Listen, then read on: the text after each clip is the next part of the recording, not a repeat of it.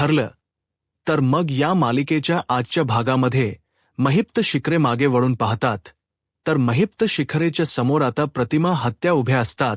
प्रतिमा हत्यांना महिप्त शिखरेंना पाहताच ते जुने क्षण आठवतात. आता ते सर्व क्षण महिप्त शिखच्याही समोर असतात. महिप्त शिखरे प्रतिमा आत्यांना पाहताच म्हणतात, अच्छा तू आहेस. तर म्हणजे ती चिठ्ठी, तो फोन आणि ते जळत लाकूड, हे सगळं काही तू केलेस. तर मला वाटलं होतं एखादा दांडगा अंगात गडी वगैरे असेल आणि त्यानेच हे सगळे काही पराक्रम केले असतील, अंगात रग आला असेल आणि म्हणूनच मला आडवं करण्याचं स्वप्न न पाहत असेल. पण नाही, तू आहेस तर तुला तर मी फुंकर मारून उडवू शकतो, असं म्हणत महिप्त शिखरे रागानेच प्रतिमांकडे पाहत असतो. आता हे सगळं काही सायली, अर्जुन आणि चैतन्यही ऐकत असतात. हे सर्व दृश्य ते तिघेही पाहत असतात. तर प्रतिमांना मात्र महिप्त शिखरेचा खूप राग आलेला असतो. त्या संतापलेले असतात. तर महिपा शिखरे प्रतिमा आत्यांना म्हणतात, कळलं का तुला मी काय म्हणालो, परंतु मानलं पाहिजे. प्रतिमाबाई, तुला अगं काय घोगरा आवाज काढलास तू फोनवर आणि आज एवढ्या घनदाट जंगलात एवढ्या हिमतीने माझ्या समोर येऊन उभी राहिलीस, मानलं पाहिजे तुला. आता प्रतिमा हत्यांना सायलीचे एक शब्द आठवत असतात. सायली प्रतिमा हत्यांना म्हणालेली असते की आपला असा अंदाज आहे की तुमचा अपघात महिपा शिखरेने घडवून आणला आहे. आणि असं जर असेल तर महिप शिखरे तुमच्या समोर आल्यानंतर तो चौताळेल, कदाचित तो तुमच्यावर हल्लाही करेल, परंतु अशा वेळी घाबरून नाही जायचा. हा प्रतिमाहत्या या सगळ्याला सामोर जायचं आहे. त्या महिप्त शिखरेच सत्य आपण जगासमोर आणायचं आहे. हे सर्व शब्द आता प्रतिमांना आठवत असतात. आता प्रतिमाहत्या न डगमगता न घाबरता आपली सर्व इच्छाशक्ती एकवटत महिपा शिखरेच्या दिशेने पुढे चालत जातात आणि महिपा शिखरेकडे रागाने पाहत म्हणतात, तुला जर तुझ्या कर्माची शिक्षा द्यायची असेल तर मला माझी हिंमत दाखवावीच लागेल. आता हे सर्व काही सायली, अर्जुन पाहत असतात. सायली आणि अर्जुन घाबरून गेलेले असतात. त्या दोघांनाही प्रतिमा हत्यांची काळजी वाटत असते. तर प्रतिमा आत्या न डगमगता न घाबरता महिप्त शिखरेच्या समोर जाऊन उभ्या ठाकतात. आता महिप शिख ही एक एक पाऊल पुढे येतो आणि प्रतिमाहत्यांना म्हणतो, कर्म माझी कसली कर्म, मी तर काहीच केलं नाहीये. प्रतिमा त्या चिडतात आणि म्हणतात, स्मृती तर माझी केली आहे आणि तुला काही आठवत नाहीये, काही जागाही आठवत नाहीये का, असा प्रश्न प्रतिमा त्या महिप शिखरेना करतात. परंतु इकडे मात्र सायलीला खूप त्रास होऊ लागतो. सायलीला ते अपघाताचे क्षण आठवतात. ती डोळे बंद करते. त्यावेळी सर्व दृश्य तिच्या डोळ्यासमोर असतात. तर इकडे महिप्त शिखरे प्रतिमा हत्यांना उत्तर देत म्हणतो, का आठवायला हवी जागा, या जागेत एवढं आठवण्यासारखं काय आहे, ही घनदाट झाड आणि बाजूला रस्ता, बाकी काय आहे. तर प्रतिमा त्यांना ते क्षण आठवतात ज्यावेळी महिप्त शिखरेच्या हाती मशाल असते. तीच मशाल 22 वर्षापूर्वीही महिप्त शिखरेने आपल्या चेहऱ्यावर आघात करण्यासाठी वापरलेली असते. आता प्रतिमा त्या रागानेच म्हणतात, नाही, ही जागा साधी नाहीये. 22 वर्षापूर्वी याच ठिकाणी तू माझ्यावर हल्ला केला होतास, असं म्हणत आता प्रतिमाहत्या आपला भूतकाळ आणि त्या आठवणी महिप्त शिखरे समोर सांगू लागतात. महिप शिखरे नाही, त्या गोष्टींची, त्या भूतकाळाची आठवण करून देत असतात. आता प्रतिमा जशास आठवणी सांगत असतात, तस सायरीलाही तिचा भूतकाळ डोळ्यासमोर दिसू लागतो. कशा प्रकारे आपला गाडीचा अपघात झाला होता आणि आपण दरीच कोसळलो, हे सगळं काही सायरीला आठवत असतं. तर इकडे महिपा शिखरे प्रतिमा त्यांना म्हणतात, वाह, आठवू लागलंय तर तुला हळूहळू, म्हणजे तुझ्या या अर्ध्या मेंदूला हळूहळू खतपाणी मिळू लागलंय. तर आणि म्हणूनच तू हे सगळं काही केलंस का, हा सगळा घाट घातलायस का, पण काय उपयोग झाला, काय उपयोग झाला सांग ना. 22 वर्षानंतर तू माझ्याच समोर आलीयस. 22 वर्षानंतरही तू आता माझ्याच हाताने मरणार आहेस. या जागेत येऊन तू खूप मोठी चूक केलीस आणि तू आता माझ्या हातून मरणार. 113%. आता महिपा शिखरेचे हे शब्द ऐकल्यानंतर सायली, अर्जुन, चैतन्य यांना धक्काच बसतो. महिप्त शिखरे म्हणू लागतात, 22 शापूर्वी राहून गेलेलं काम मी आज करणार आहे. आणि त्यावेळी सायली, प्रतिमाहत्या या दोघींनाही ते सर्वक्षण आठवत असतात. गाडीतून जात असताना महिप्त शिकलेने घडवून आणलेला अपघात आणि त्यानंतर कुटुंबाची झालेली ताटातूट, हे सगळं काही सायलीलाही आठवत असतं. हे सगळं काही चित्र सायलीच्याही डोळ्यासमोर असतं. परंतु स्पष्टपणे काय घडलं आहे हे मात्र अजूनही सायलीलाही आठवत नसतं. ना प्रतिमा त्यांनाही, परंतु महिप्त शिकरेनेच आपल्यावर हल्ला केला आहे हे मात्र प्रतिमा हत्यांना चांगलंच आठवत असतं. आता प्रतिमा हत्या महिपा शिकरेला प्रश्न करत म्हणतात, म्हणजेच 22 वर्षापूर्वी तूच मला ठार करण्याचा प्रयत्न केला होतास ना, तूच मला मारण्याचा प्रयत्न केला होतास ना. आता मात्र महिपा शिकरे मोठमोठ्याने हसू लागतो. त्याच ते हसणं आणि तो प्रसंग सायलीला आठवताच सायलीस तीच डोक घट्ट धरून राहते.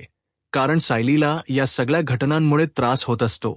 या घटनाशी तिचा काय संबंध आहे तिलाही कळत नसतो, परंतु या सगळ्याचा त्रास मात्र तिला खूप होत असतो. तर दुसरीकडे सुभेदारांच्या घरी इकडे कल्पनाताई सायली अर्जुनची वाट पाहत असतात. अजूनही सायली अर्जुन घरी न आल्यामुळे त्यांना दोघांचीही खूप काळजी वाटत असते. तर त्या ठिकाणी अस्मिता येते. अस्मिता पाहते तर कल्पनाताई बाहेरच उभ्या असतात. अस्मिता विचारते, मम्मा, तू अजून झोपली नाहीयेस? काय झाले? तू अशी बाहेर का उभी आहेस? कल्पनाताई म्हणतात, अगं सायली, अर्जुन अजूनही घरी आले नाहीयेत आणि अर्जुनला फोन करण्याचा प्रयत्न करते तर अर्जुन फोनही उचलत नाहीये. अस्मिता म्हणते, येतील ना घरी? कल्पनाताई म्हणतात, हो, सायली म्हणाली होती की यायला थोडा उशीर होईल, पण बघ ना किती उशीर झालाय, अजूनपर्यंत आलेच नाहीयेत. तर अस्मिता म्हणते, सायली म्हणाली होती ना उशिरा येईल, मग ती नक्कीच येतील. आणि मम्मा, तू अजिबातच घाबरू नकोस, काही झालं तरी हे दोघंही नवरा बायको सर्वांना पुरून उरतील. कल्पनाताई म्हणतात, होग, परंतु काळजी तर वाटणारच ना. आज पोरं खरी नाहीयेत, कुठे गेली असतील? आता कल्पनाताई आणि अस्मिता दोघंही सायली अर्जुनची काळजी करत असतात आणि त्याचवेळी जोराचं वादळ येतं. आता कल्पनाताई म्हणू लागतात, अगं बाई, वादळ येत्य, असं म्हणत कल्पनाताई दरवाजा बंद करून घेतात. परंतु कल्पनाताईंचं लक्ष फक्त सायली अर्जुनच्या वाटेकडेच लागून असतो. सायली अर्जुन कधी येतील याची ते वाट पाहत असतात. तर इकडे महिप शिकरे आपल्या हातातील मशाल खाली फेकतात आणि प्रतिमांवर बंदूक रोखतात. आता हे पाहिल्यानंतर सायली, अर्जुन, चैतन्य यांना धक्काच बसतो. चैतन्य उठणार तर त्याचवेळी अर्जुन त्याला सावध करतो आणि म्हणतो की थांब. तर त्यानंतर महिपा शिगरे आता प्रतिमात्यांवर बंदूक रोखत म्हणतो, अगं, तुझी उंची किती, तुझं वय किती आणि तू आहेस केवढी आणि कशाला उगाच तडपडतीयस?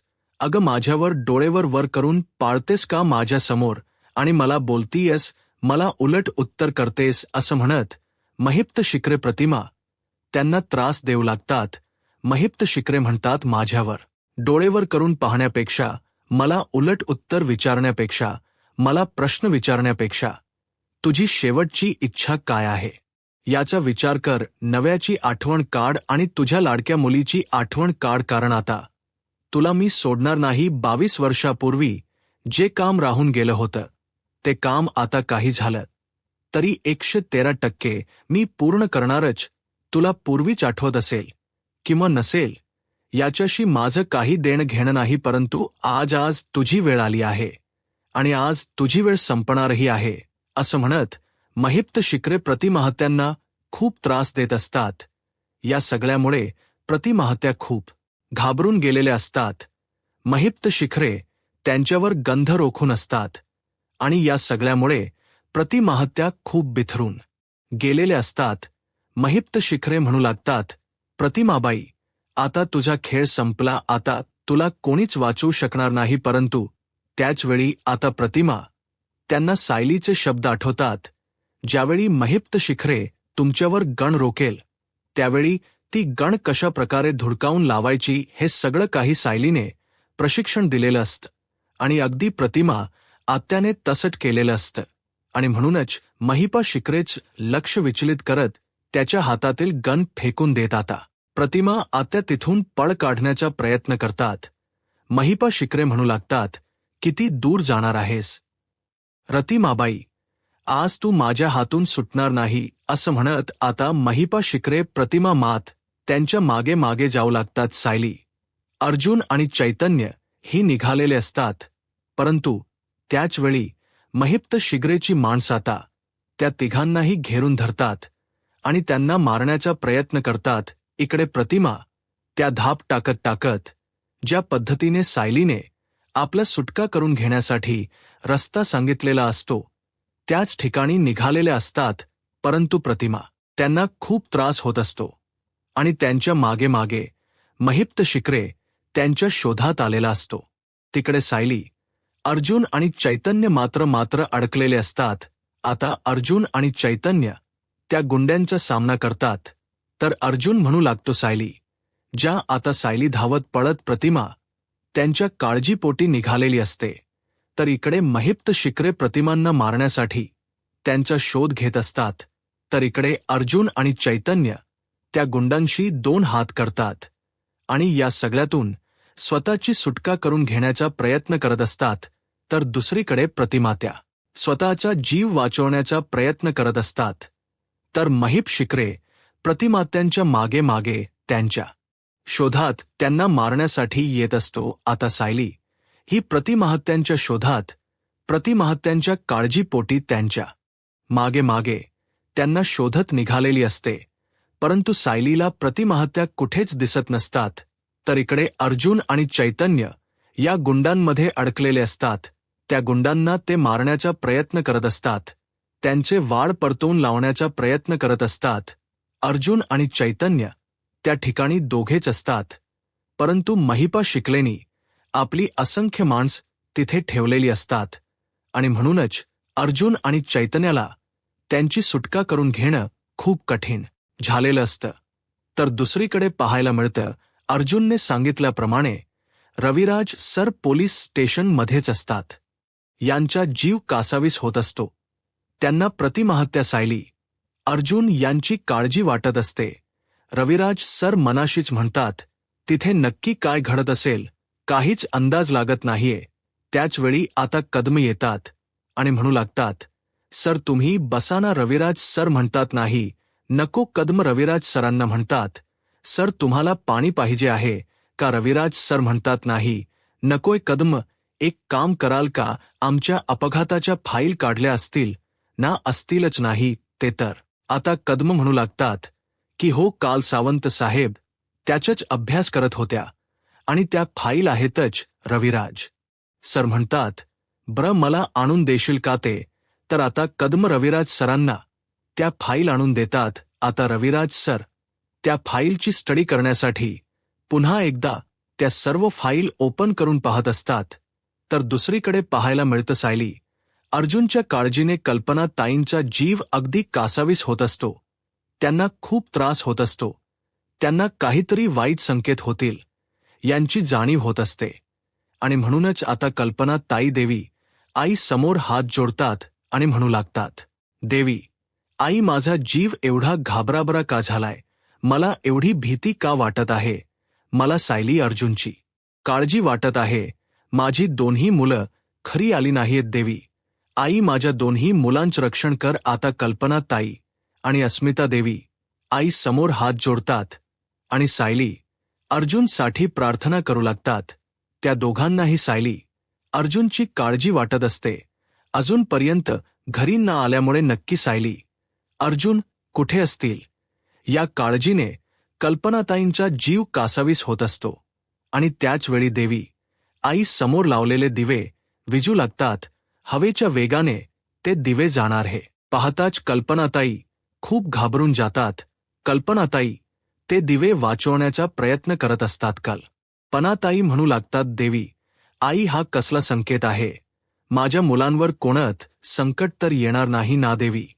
आई, या संकटातून माझ्या मुलांना वाचव. माझ्या घरावर कुठलंही संकट येऊ देऊ नकोस देवी. आई असं म्हणत कल्पनाताई आणि अस्मिता देवी आई समोर प्रार्थना करू लागतात. तर दुसरीकडे पाहायला मिळतं, प्रतिमा त्यांना वाचवण्यासाठी सायली धावत पळत असते, परंतु त्याच वेळी त्यातील गुंड आता सायलीच्याही मागे धावत येतात आणि सायलीला अडवण्याचा प्रयत्न करत असतात. आणि त्याच वेळी सायलीच्या मागून आलेल्या गुंडाचा तोल जातो आणि तो तिथेच पडतो आणि याच संधीचा फायदा घेत सायली झाडामागे लपते आणि त्याची दिशाभूल करते. तो गुंड ज्यावेळी दुसऱ्या रस्त्याने निघून जातो त्यावेळी सायली तिथून उठते आणि प्रतिमाहत्यांच्या काळजीपोटी त्यांचा शोध घेण्यासाठी पुन्हा एकदा निघालेली असते.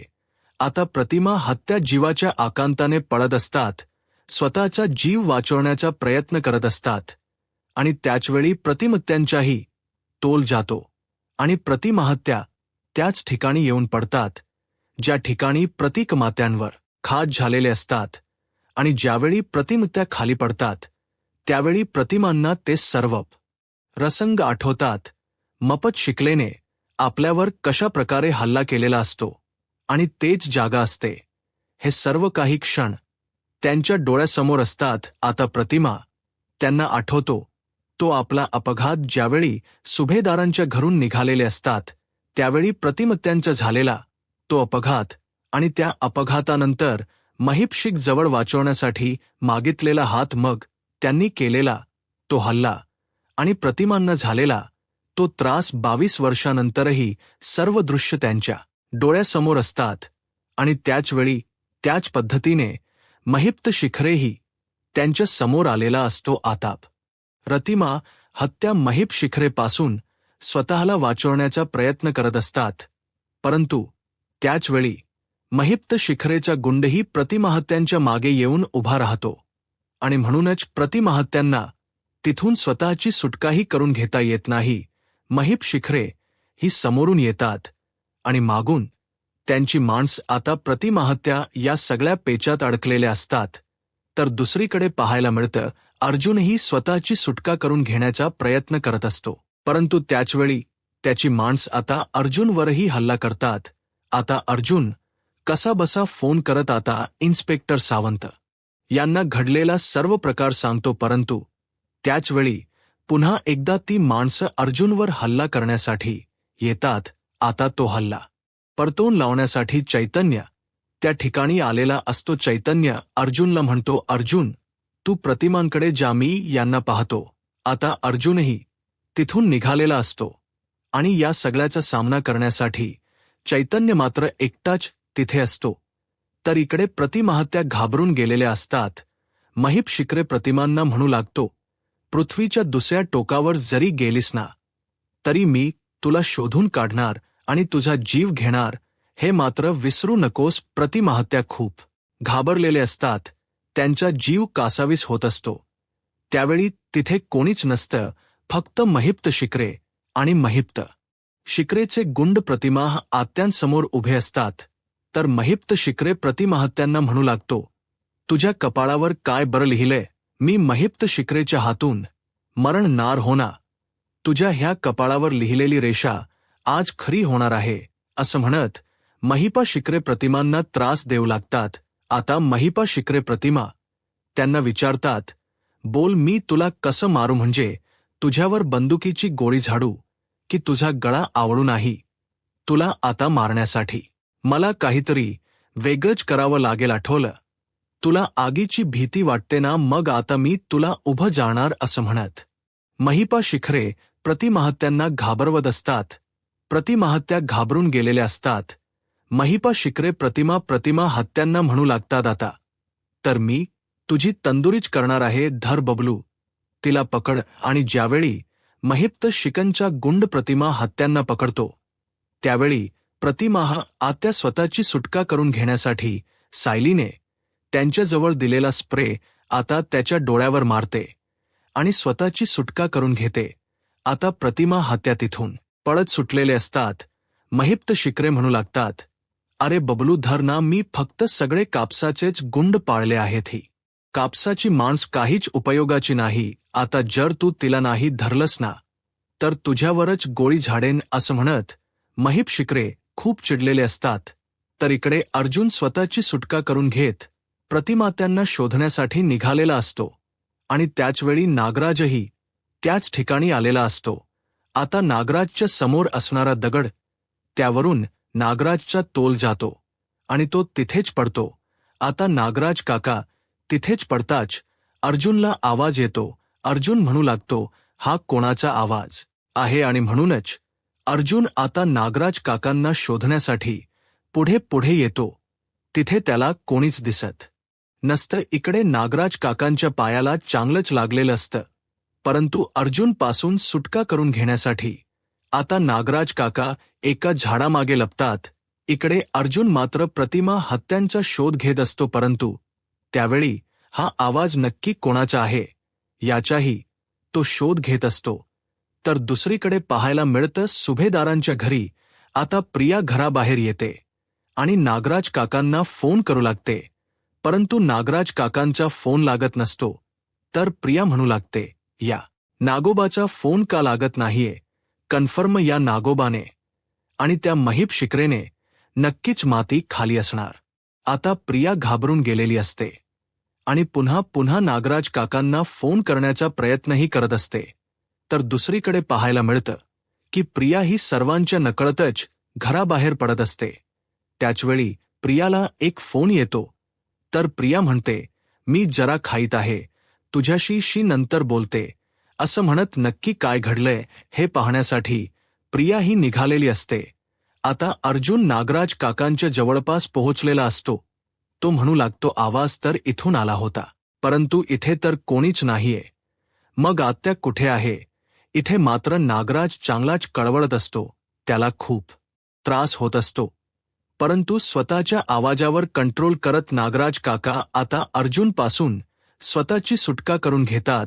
आता अर्जुन प्रतिमाहत्यांना शोधण्यासाठी त्यांच्या समोरूनच गेलेला असतो, परंतु तिथे नागराज काका आहेत हे मात्र अर्जुनला दिसलेलंही नसतं.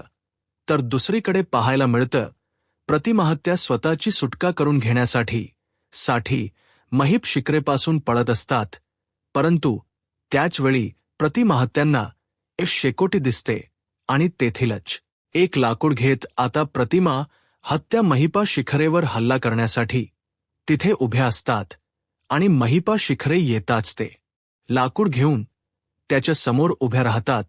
तर येणाऱ्या पुढील भागामध्ये आपल्याला पाहायला मिळतं महिपा शिखरे प्रतिमाहत्यांना म्हणू लागतात, 22 वर्षांपूर्वी का होईना, परंतु मीच तो अपघात घडवून आणला होता. 22 वर्षांनंतरही तू माझ्याच हातून मरणार आहेस.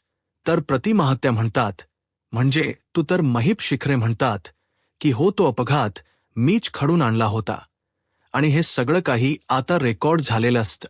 आणि त्याचवेळी महीप शिखरे प्रतिमांवर गोळी रोखतात, परंतु आता सायली मशाल घेऊन समोर आलेली असते. आता नक्की महिप्त शिखरेच्या गन मधून निघालेली गोळी प्रतिमांना लागेल की सायलीला? या सगळ्यामध्ये नक्की कोणाचा जीव जाईल? यूट्यूब चॅनलला सबस्क्राईब करा आणि व्हिडिओ लाईक करा. धन्यवाद.